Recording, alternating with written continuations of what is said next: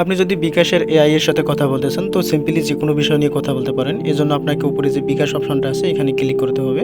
এরপরে অ্যাভা নামে যে ভার্চুয়াল অ্যাসিস্ট্যান্ট আছে এখানে ক্লিক করতে হবে। তো আপনি এরপরে যে কোনো বিষয়টা নিয়ে এখানে আপনি লিখতে পারেন তাকে। বাংলা অথবা ইংলিশ যে কোনোটাতেই লিখতে পারেন।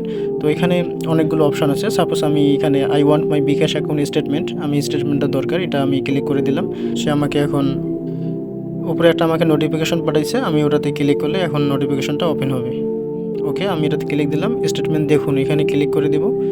তো এখন আমাকে ডাউনলোড অপশন একটা দিছে, ডাউনলোড করে নিব আমি এটাকে আমি ওপেন করলাম।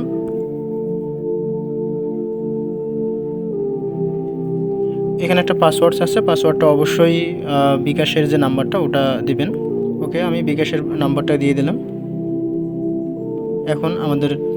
এখন আমার যে স্টেটমেন্টটা এটা এখন খুলে গেল। তো এভাবে আপনারা চাইলে বিকাশের যে এআই আছে অ্যাভা নাম, ওর সাথে আপনি কথা বলতে পারেন এবং যে কোনো বিষয় নিয়ে আপনি পরামর্শ পেতে পারেন।